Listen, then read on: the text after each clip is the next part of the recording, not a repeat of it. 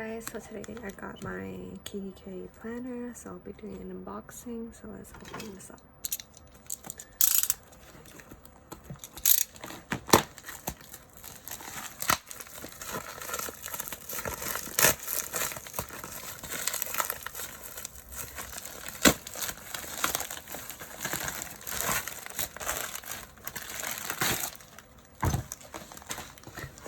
So this time I got a B6 planner, not a personal size, which I got last time. And I got a pocket size last time too. So this one I got a vintage rose B6 planner.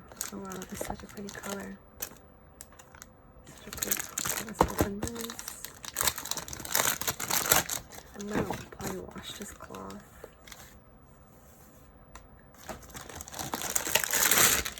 This out. I'm gonna wipe this clean too. Oh my god, the leather feels so nice. I love the size actually. It's such a pretty size. Not much bigger than my personal medium planner, but for sure the difference in pebbling.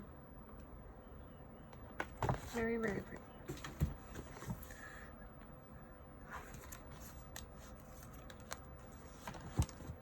Thanks for watching my unboxing. Bye.